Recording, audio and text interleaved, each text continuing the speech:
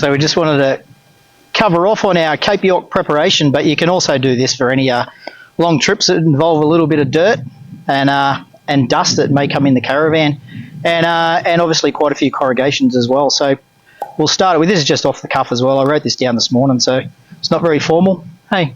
No. All right. I'll start it off in no particular order, but I covered all the PVC pipes underneath the caravan just to protect them from any stones that might get thrown up.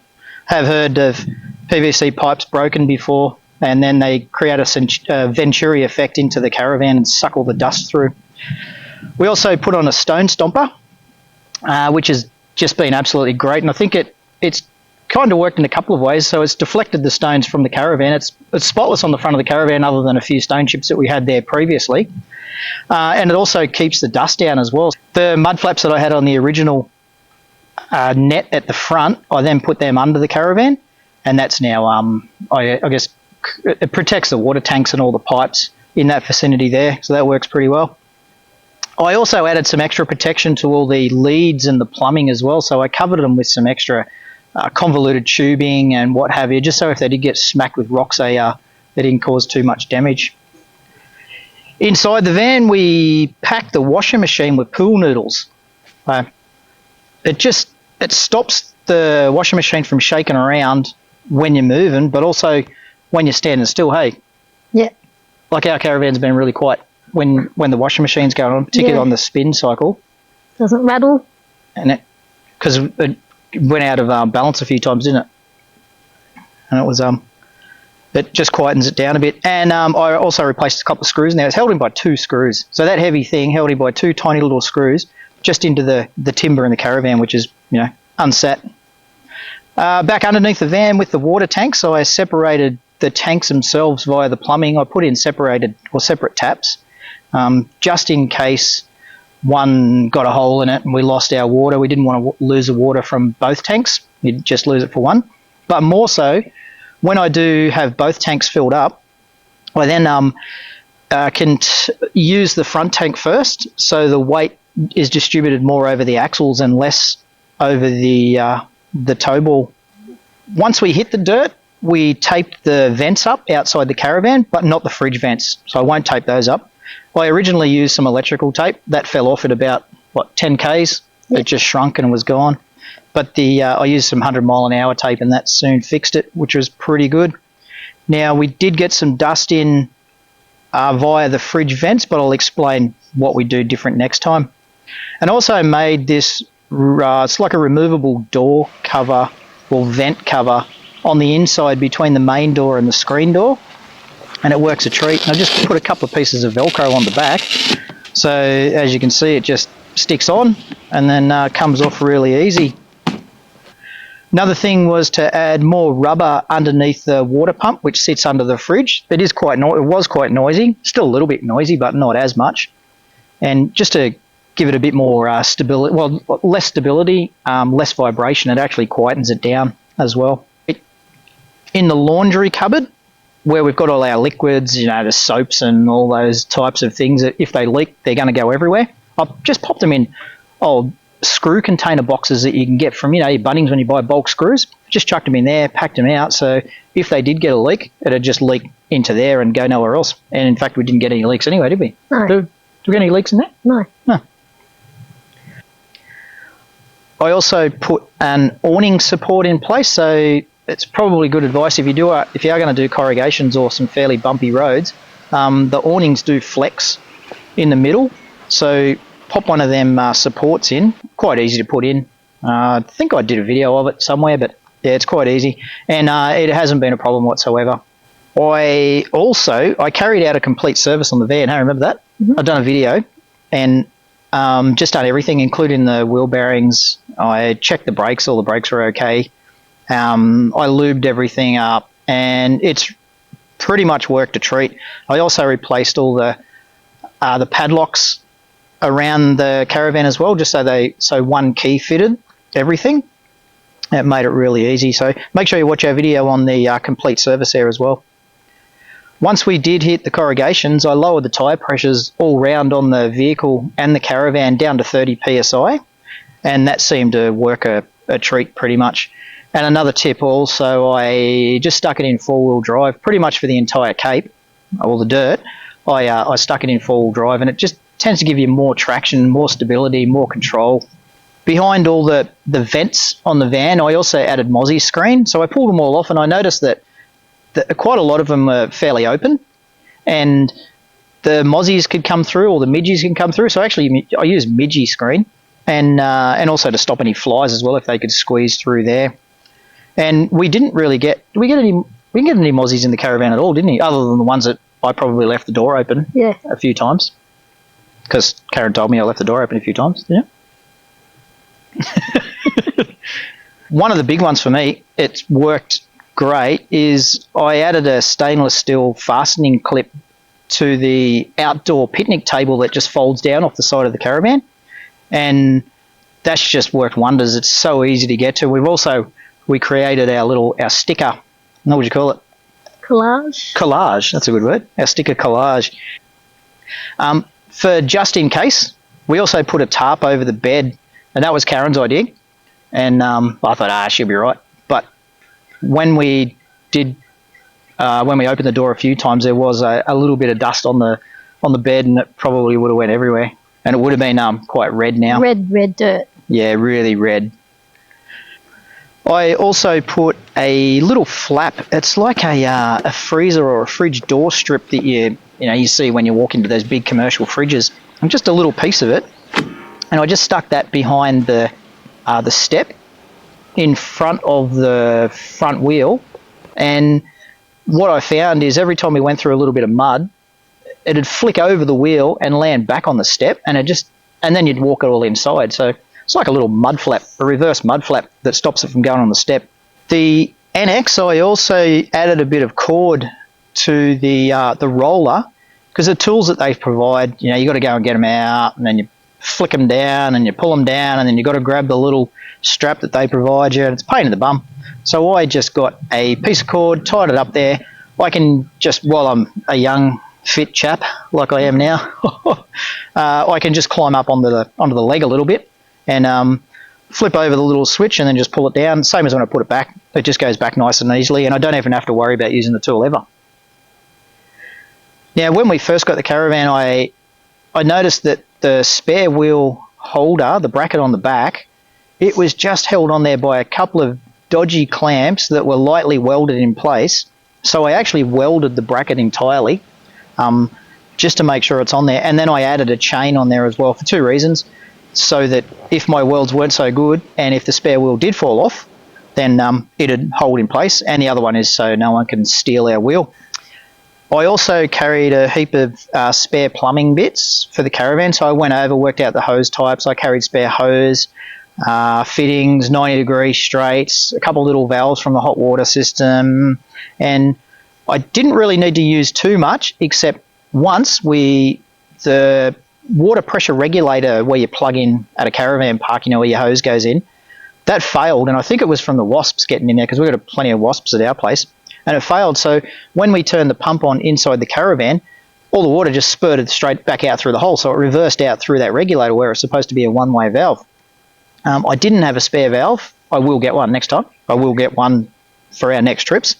But I did use my little plumbing kit to make up a little adapter so that I could I just pop on every time we weren't on, I guess, town water. You've got a book there. I got a book. I better have a drink because all this talking's making my throat dry. Got to lubricate. Where's your beer? You didn't get me one. Oh, do you want me to get you one? No, I'll get it. I can get it. I'll get it. Okay. I'll get it, then I won't be on the video. No, you can't do that. I'll just pause. No. That should be right.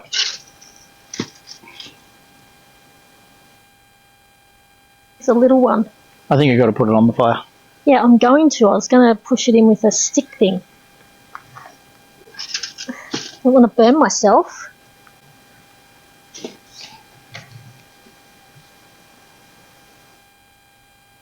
You recording me? No, not yet. You are, aren't you? No, I'm ready for the next bit.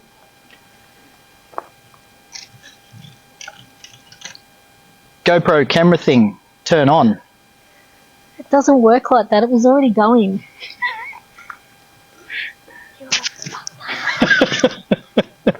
You can't hide that. You got a microphone on. I held my microphone. As for the car preparation, we're going to have a massive fire going soon. Yeah, because I'm getting cold. For the car preparation, we've got ourselves a nice little FX4 Ranger. Beautiful thing. We bought a brand spanking new, and I've just been getting the services done regularly at the dealership. And I've done that about 500 k's before you went away. I took it to the dealership, got my normal service done. They checked it over. I trusted them, and with good faith, everything went quite well with the car itself. I don't think we have any issue. We didn't have any issues with the car whatsoever. No, it's been good. I also had the tyres put on, new tyres. I got 5 new BF Goodrich all-terrain AT2s or 3s or whatever they call them. But I've had them in the past, and they're a pretty good tyre. They are quite exy. I think they're about $500 a pop. But I think after a trip to Cape York, it was well worth it. I also carried spares, a few spares, just basics. So a spare air filter, which I've used as soon as we got off the dirt, off that red dust. I took out the old filter. I just stuck it in the back of the ute. I'll blow that out when I get home and have that as another spare if I need it. But I then replaced the old dirty one with a brand spanker. A good tip, if you're going to go through some creek crossings and you've just got your dodgy old number plates stuck on the front of the car, just give them extra security, maybe a couple more bolts. Take off those, the dealership number plate covers, because they're just crap. And what happens is the water pressure comes underneath the number plate and then causes it to go forward. So it actually raises up, which is a bit of pain. And you notice all the trees and all the pubs we went to, there's number plates everywhere. And because of that, because number plates are... Your brother lost his and someone found it. Yeah. Number plates are probably the most least secured thing on any car. That's why they fall off everywhere, and you see them in every pub. So good little tip there. I also replaced all my seat covers. I put seat covers on. We got the leather seats in the FX4. Really nice, but I didn't want to wreck them, and I just replaced them with some seat covers. I think they were about $200 for the entire set. They're like a wetsuit type material, and they're really handy. They're really comfy, and they're also waterproof as well. Regards to fuel, we carried 4 20-litre jerry cans for an extra 80 litres. I only ever filled up to 60 litres. I did use 40 litres at Cowan, when they were changing over the diesel tanks, and there was a heap of people there waiting, and I thought, what the hell, I'll just stick in 40 litres. So we did that. And then another time from Barcaldine, Barkholden, or Barkey, as the locals call it, we took off out of there and maybe forgot a little bit that we needed fuel and continued on. I had 20 litres left, so I didn't roll it. We? You. Me. I didn't worry about turning around and going back and fueling up because I felt confident. So at least if I carry 20 litres, I can feel confident that it's going to get me another 100 Ks anyway.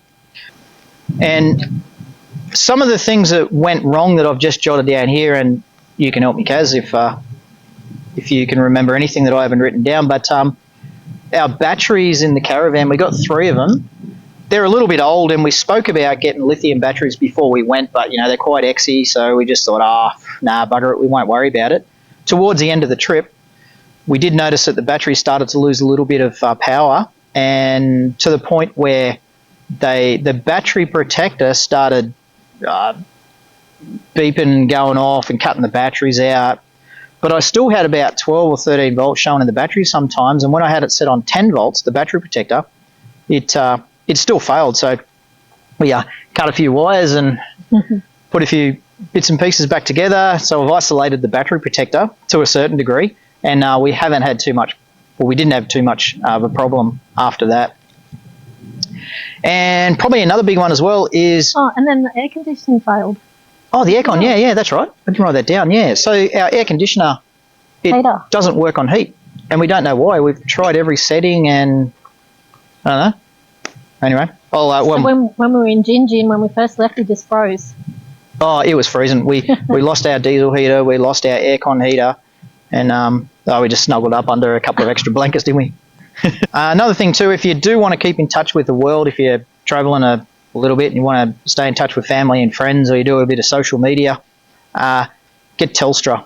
Telstra. Optus. 100%. Optus and all those other. Oh shit. A lot of places, like we seriously didn't have coverage for 2 weeks. Yeah. 2 weeks, nothing. Up the tip, up the Cape. If you don't have Telstra, you don't have any coverage whatsoever. Oh, the little screws that on the cupboards. Oh. They fell out. Yeah.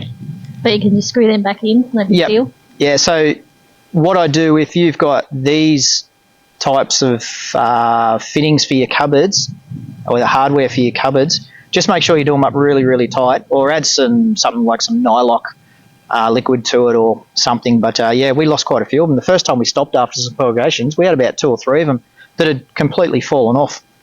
And once we tightened them, it was fine. But, anything else you can think of? All right. Okay, over and out. That's it. We're going to turn the video off now and enjoy the fire.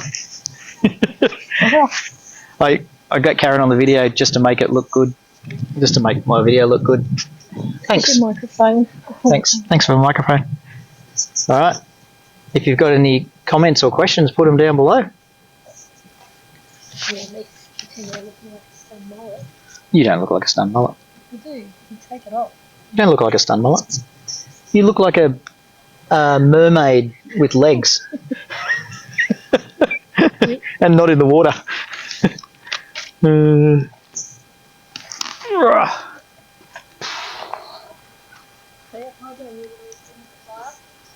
Did a good job.